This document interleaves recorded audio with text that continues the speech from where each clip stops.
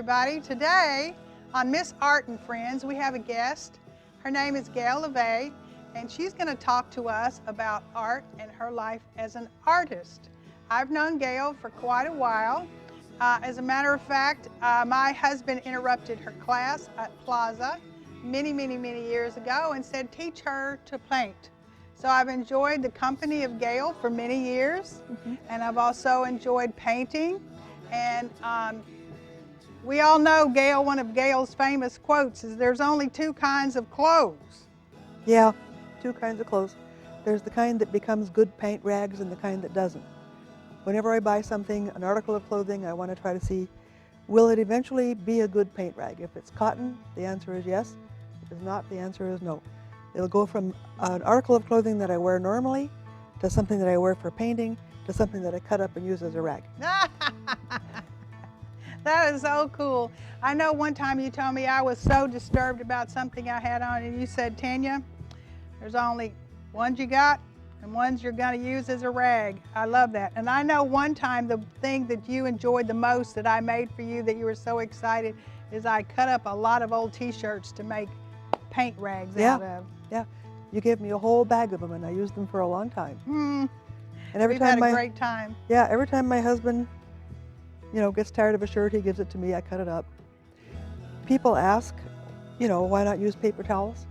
And my reply, because I'm an oil painter and I do paintings that last for a while, paper doesn't really last. And if you use paper towels on your paintings or on your brushes, a little bit of paper gets on there and it turns acidify and changes color. But if you use cloth, that doesn't happen. And I like to use a rag a lot of the time instead of using a brush. I like to just dab at my paintings or wipe at them and just have fun with it. And a rag really works for that. Paper towel, not so much. That's so wonderful. Now you're teaching classes. Can you tell me about the classes that you teach now? Yeah, I teach in Nashville and in Franklin. In Nashville, actually all the classes this summer are about flowers. In Nashville, we're learning how to paint roses. And in Franklin, we're learning different things about different colors of flowers. So last week we did yellow, and this week we're going to do red. So where are those classes? Those are at On Track Studios in Franklin, 1978 Wilson Pike. Oh, and so I know that you've been teaching art for a long time, and there's been a lot of students who've come through your class. Yeah. And how many students do you think you have? Well, right now, the classes have about 15 people in it per class, and that's 4 classes. But over the years, I think I've taught 700 people. 700? Yeah. Wow, that's a lot. That's really a lot. So now I know that you don't even have to actually be in Nashville to learn to paint. You have made a DVD series? Yeah. It's a set, gosh, I think it's about 20 DVDs. It's about 30 hours of instruction on these DVDs and a full color book so that people all over the world can order these online. All over the world? All over the world. I have people from all over the world who write to me, send me emails or, on Facebook, send me pictures of what they're doing and how they've been learning from this course. It's all the same things that I teach in my classes. And what I teach in my classes are the foundational sorts of things that you need to know in order to be able to draw and paint. I don't just give people a place to paint and just say, you just go ahead and be creative. Because people are creative. Everybody is creative in their nature. And they all want to learn how to be more creative and how to bring more of that out of their soul. But it can take some tools, like maybe what you want to do is plant a garden, but in order to do that, you need some soil and some water, and maybe what you want to do is be a ball player, but in order to do that, you need a ball and a team. So there is a process. There's a process, yeah. There's a process that people start. But if I was old when I started painting, and I was very intimidated about trying to start with people who already knew how to do art, how does a person get over that nervousness, that fear of failure? I think that fear of failure is something that happens to adults more than it does to younger people. I think that the development of artistic creativity in younger people, and I'm saying people maybe up till about age 10, That just happens naturally. And then at about age 10, they start to get some ideas that they're not able to create. They need a little bit more knowledge than they have in order to create that. That critical point is when a teacher needs to step in and say, okay, here's how you get this next thing going. Now what happens to an adult, if they didn't have good instruction at age 10, and they go through the rest, the next 20 years or however long before they come back to instruction, at that point when they come into the art class, they're kind of like that little 10-year-old again. And the art teacher needs to be sensitive to that fact, that that's the way that person feels. But it's still the same knowledge that everybody needs at that point, whenever they come back to art classes. And I've had a lot of people in my classes that went to college and art school and still didn't learn these things because it hasn't been taught in schools for a long time. I'm part of a movement of artists who are trying to get this information back out again into the classroom, into the colleges, into people's hands so that they can learn these things. Some people who really are nervous about being around other artists really do better with the DVD set. They can go at their own rate and they can put it on pause whenever they want to and take it from there. Gayle, so you said that you're working with the state of Tennessee to try to get more art in the schools. How is that working? Who do you talk to? What do they do? What's the process? Are you meeting any resistance? Well, so far, what I have done with the state of Tennessee, well actually with Nashville, has been, it was a degree, it was a grant program where we worked with some of the children in the middle schools, an after-school program. And we had different people teaching them different things, but I was asked to teach how to draw. And it was interesting because I taught the children how to draw buildings and how to also draw people. And they were able then to draw pictures of what interested them, maybe what they wanted or maybe what they feared. That kind of information, it was like another language that they could use. It was a language that crossed cultures. We've got a lot of different cultures in this city, and we need something like that that can make sense to everybody. Another thing that's going on right now is called the Da Vinci Initiative, and that's through the Art Renewal Center. It's something that's happening all over the world. Again, artists like myself who are trying to get more of the traditional art understanding back into the hands of students so they can communicate the way they want to. The Da Vinci Initiative is an ongoing project where we will meet with the school boards and work together with them on getting this going. So are you working with Metro or with the state of Tennessee? Metro. Only Metro? Yeah. Okay. So, and that is called the Da Vinci? The Da Vinci Initiative. Da Vinci Initiative. And that is something that's just, it's been going on in other states for a couple of years. Some colleagues and I are introducing it to Nashville. Oh, that's nice. Because I know that when I paint, basically when I look back at the paintings that I have painted, I can call it that it is my art biography. Yeah. Because I can see my life that I have painted. So some people would keep a diary with something they would do. Some people may, blog or something, but I just know that my art has been an autobiography of where I was, what I was doing. Sometimes it helped me a lot through a lot of trauma in my life. Exactly, yeah.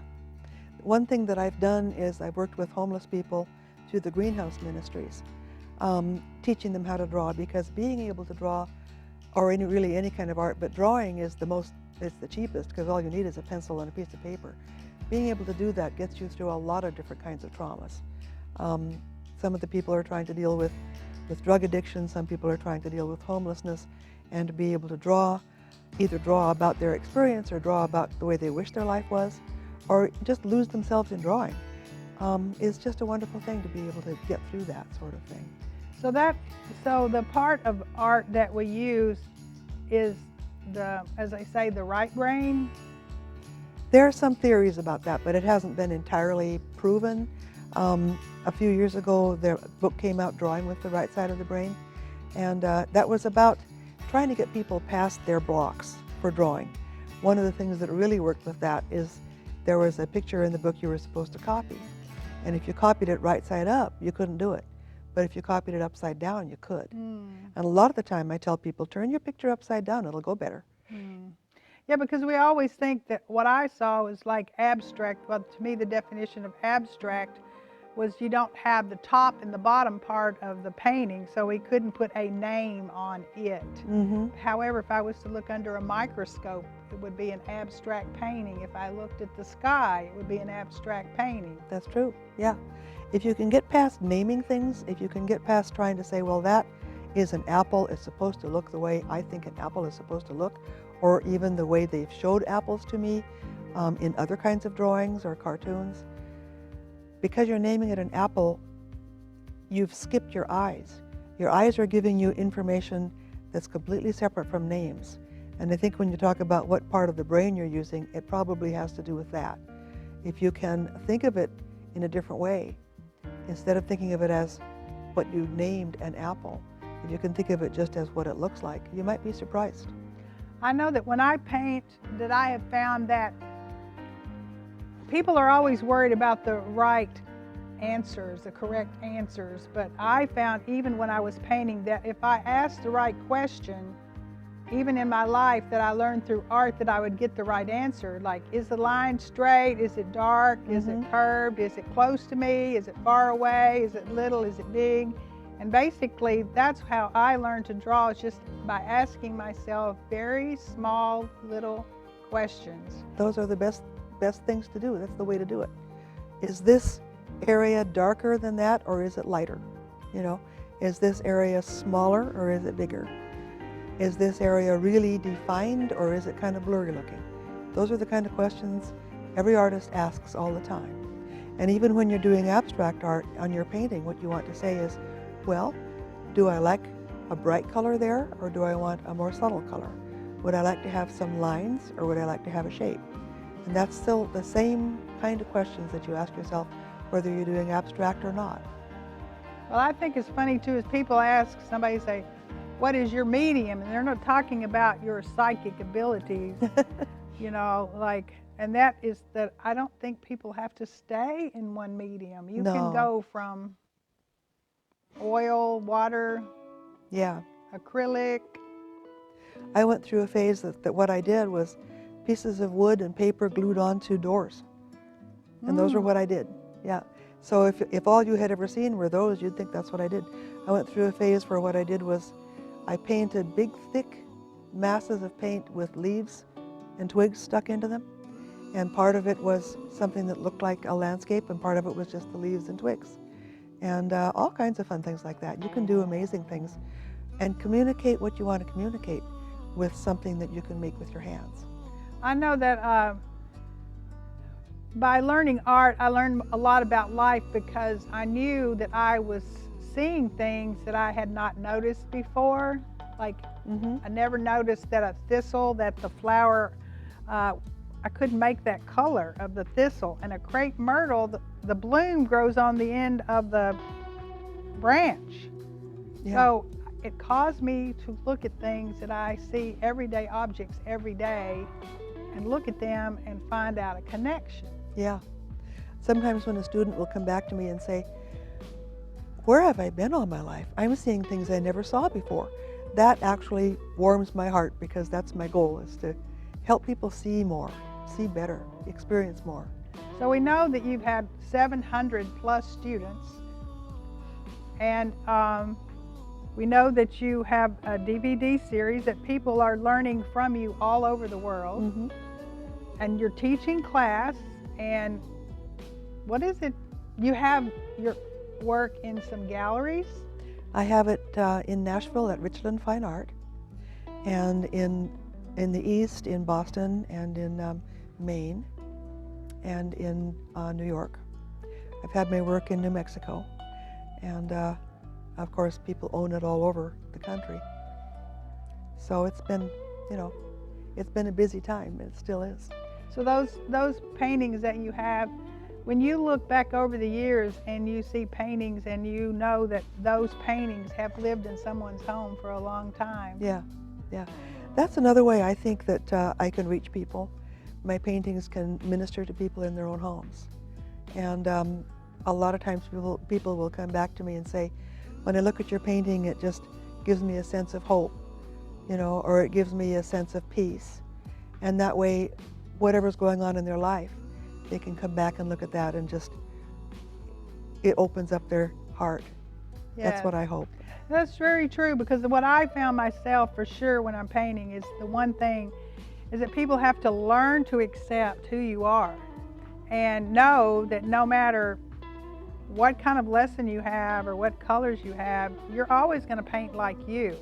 And that's the good thing. And that when you can accept that this is my skill, this is the best that I can do, this is what I'm doing, then we all have what they say, we find our own voice, we find our own impression of the world. And people can identify what we paint just by looking.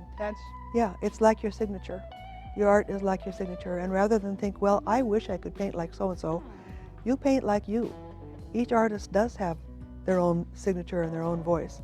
As they develop the knowledge of using the mediums and the materials in a way that brings out into the world what's in their heart, their work may change, it will change, and it may be closer to what the artist had in mind when they wanted to do this. But it still is the work of that particular artist, and it's always recognizable as such. Yeah, I know that I took an abstract class, and I painted for 6 weeks on different canvases. At the end of the 6 weeks, we ripped the canvases up and we glued them all onto one board. Wow. And I couldn't tell the difference from what I painted on day 1 or when I painted on day 6. They were all the same. So basically, I figure that we each have an inner palette, and we paint that palette for the rest of our life. We all get the same tubes when we go to the art store, but then somehow our eyes, our life make us paint who we are. I think we always do paint who we are, but I don't think that our art doesn't develop and change over our lives. Oh, absolutely. I think it does. Yes. And after that abstract experience, I bet when you painted something else, you took some of that experience with you. Oh, absolutely, you know? Absolutely. It was a very learning experience. Now, we have a couple paintings that you painted here. One of them was in Nashville, and the other one, you might tell us where that one was. Well, I have a funny story about that. Okay, we'd like to hear that story. I went out to the Natchez Trace Parkway to do some sketching, and I pulled over in one of their little pullovers, and I sat there with my sketchbook and my oils, a little pad of oils, and did some sketching. And what's going on there is springtime, and I think there's more color in Tennessee in the springtime than there is in the fall. And it looks like it's on the water. It looks like there's water there, but that's what's really there is the Natchez Trace Parkway, and I just made it look like water. Oh, okay. So while I was there doing that sketch, I looked in my side mirrors. I realized that there were 2 policemen sneaking up on me with their guns drawn. Guns? Yes. On each side, they were sneaking up below the level of the car. And I said, oh, what now? And they popped up beside me and they saw what I was doing and they apologized. And I don't know what they thought they were looking for. But you know, I get a lot of attention from the police. Oh, I pull over and sketch a lot of the time and they think that there's something wrong or whatever. But you know, this is the thing about being an artist. We're a little different. Well, I know that I went back to my hometown and I was in a field doing plein air painting, and people would stop and say, what are you doing? And I was like, washing a car. I mean, I'm painting. I mean, don't you see? Yeah. But it just causes everyone to look at the environment that they live in. Yeah. So artists breathe life. Yeah, we do. And I just think it's important that actually a thing that's been happening recently that I really appreciate is what's happening in the gaming industry and in movies, where a lot more visual artists have been being used in the last 15 years than ever before. A lot of things are done through art rather than any other way. Right. And it's just exciting to me. It's really great. I just, now I know that people pick up messages when they're very young. Like my husband was a vascular surgeon, so he could do very well with tiny little things. But his mother, when he was very young, said to him, everything you touch you destroy. Oh. So even when he was an adult, when he would be painting or doing any kind of work, he would kind of need encouragement, because the voices and people that I've painted with in classes talk about the voices that tell them they're not good enough and your work is no good and why should you do that? And sometimes people say, well, I'm not going to be a Van Gogh or a Monet. Why should I paint? Yeah, those voices I think are absolutely universal. I have them all the time. And as a matter of fact, what I do in the morning before I go into my studio is I pray God to help me resist them. Because that is something that I think anybody who's not doing a really basic thing, if you're doing a basic thing that has to do with survival, like building a house or serving a meal, we know that everybody needs a place to live and everybody needs a meal. But in our culture, it's not all that clear that everybody needs art in their life and that everybody can create art. That's just not something that's in our culture. We have this competitive culture. What's the point of being a ball player if you can't be the best ball player? Well, I know that, you know, when people go to school and they go to college and they say, well, I don't know why you're going to major in art because you can't make a living at art. And then they punish children who are drawing or whatever, and they say, well, you need to go learn to do science or, you know, math. But now, I mean, you have to have illustrators and everything. One of the things that I tell people about that, and one of the things that is happening with the Art Renewal Center, is that people are becoming more aware of the fact that art is needed and that you can make a living as an artist. It's one of the things that shouldn't be told to people. I think if somebody was born to be an artist and then discouraged from that, it can do a tremendous amount of damage. Take a look at Hitler. Yeah. Oh, yeah. Hitler was an artist. People, have you ever seen Hitler's Hitler was drawings? an artist who got discouraged and turned away. My dad was an artist, and he was told that he needed to be an engineer instead. So he went into petroleum engineering, and he never was the same. He wasn't a happy man. I think that when somebody is born an artist, they need to just do that, and there are all kinds of ways that an artistic person can make a living. It's not just painting. Art is not just about painting. There are all kinds of things you can do with artistic knowledge, from fashion design to interior design to landscape design to, like I say, the art that's done in the entertainment industry. And there's always teaching. You can always share this knowledge with other people. Not to mention doing paintings and art for your own friends and relatives and for your own joy. Yeah, I think it's really special. You know, we sort of reward children. They come home and we tape their paintings on our refrigerator, and we love them and we like them, and then sometime we start trying to say that terrible, awful word, good. And then we start judging. Gayle, you're going to be here in our area, and I hope that you'll come back to Miss Art and Friends. I would look and forward to it. I hope that you'll bring some artists that you are in your class, because we always like to have new people that'll come on the class, and we're looking forward to more of your artwork. I know that I enjoy your artwork. Thank you. I know that a lot of people enjoy your classes. What would you like to say to people, the struggling person out there, that they would like to know, that you would just give just a few words of wisdom to them? Don't give up. Don't listen to those voices. If you have it in your heart to be an artist, it's just like a little acorn has it in its heart to be an oak tree. And the only thing that's going to keep that little acorn from growing into an oak tree is if somebody stomps on it. And it would be sad if that somebody was you. Don't let it happen.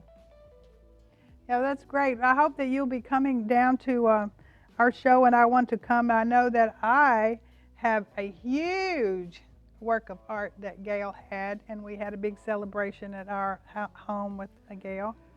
There will be times when people will give up, and I think you've given them a great words of encouragement to say, don't give up. Yeah, I hope I so. always think that the masterpiece is on this end of the brush anyway, you know? Yeah, yeah. I agree. And you can go to your website. What is that? It's GAYLEVEE.com. You'll see my artwork there. The painting I did for you is on that, and you'll see a list of my classes. Right, and if they want to send for, you know, hide in their room and learn to paint, what would we need? We would need pencil. Just the Well, if you're going to simplest be of all by simple. yourself, just a pencil and a piece of paper. Pencil. And just start drawing whatever is around you. Don't copy photographs. That's a big mistake, copying photographs even from the computer when you're trying to learn. That's a Paint mistake. from life. Draw, if you just have a pencil and a piece of paper, draw a picture of whatever is in front of you. It can be your coffee cup, and it's just fine. Oh, that would be interesting to just draw a coffee cup. Yep. Well, Gayle, we're so glad that you came, and I just want to thank you very much for being my friend. Thank and you, it's Tanya. been very special all through the years. Yep. I tell people that I graduated from GAYLE University, but then I couldn't say GAYLE University, but I did learn a lot from GAYLE, and I thank you so much for being here. Thank you for being my friend. Thank you for inviting me. Thank you.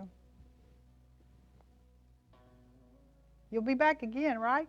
Yeah. All right. Yeah. Absolutely. Look forward to being invited. Thank you.